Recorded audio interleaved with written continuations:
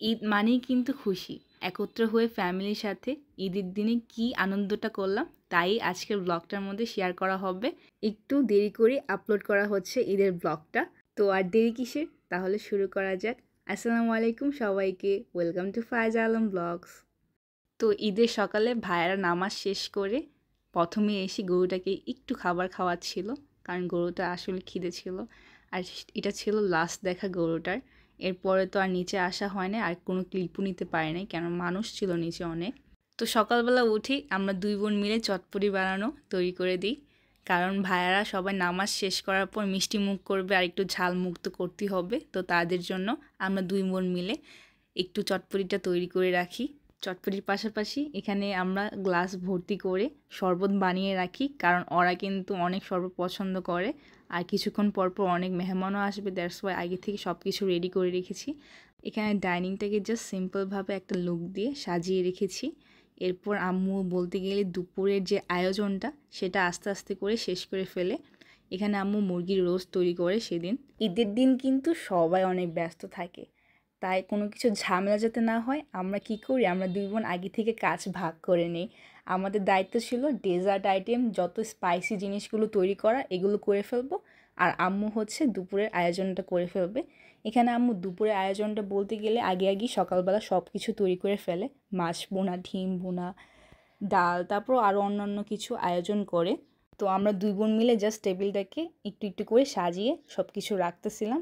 আর এই পাশেও বেবিও শুয়েছিল, ও তো পুরো আরামে রিল্যাক্স ছিল। আর এখানে পোলাওটাও তৈরি হয়ে যায়। সেদিনের পোলাওটা সেই মজা ছিল। এখানে আপু উপরে বেরেস্তা দিয়ে দেয়। আর এই তো আমাদের প্রথম মাংস চলে আসে। আব্বু বলতে গেলে এবার প্রথম মাংসটা মাখিয়ে নেয়। পাশে কিন্তু ফায়জা বসে বসে দেখতেছিল কীভাবে তার নানা মাংসটাকে মাখিয়ে নিচ্ছিল। বাসায় তো সব কিছু রেডি, জাস্ট এখন প্রথম গরুর মাংসটা তৈরি করাটা বাকি ছিল। তাই আব্বু আগে ভালো করে সব কিছু ম্যারিনেট করে নেয়। আর এই রেসিপি ব্লগটা কিন্তু আমরা শেয়ার করেছি ঈদের দিনই, আপনারা চাইলে দেখতে পারেন। মাংসটাকে এখন রান্না করার জন্য চুলার মধ্যে রেখে দেয়। এখানে আমরা কিন্তু প্রচুর পরিমাণে ঝাল পছন্দ করি। এখানে আম্মু কাঁচামরিচ দিয়ে দেয়। আর দেখেন কিছুক্ষণ পর আমি জাস্ট এসে দেখলাম আল্লাহ, কালারটা এত সুন্দর, মাশাআল্লাহ দিলে। প্রথম মাংসের কালারটা দেখতেই অসাধারণ লাগছিল। সেদিনের মাংসটাও বলতে গেলে আলহামদুলিল্লাহ অনেক মজা ছিল।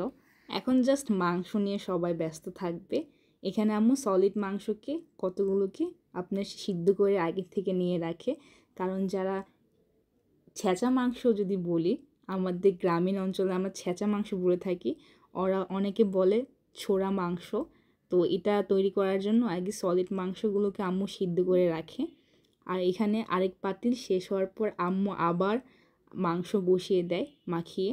এই দেখেন আবার আরেক পাতিল আম্মু বসিয়ে দেয় মাংস। তখন কিন্তু বলতে গেলে 4টা 5টা বাজতেছিল।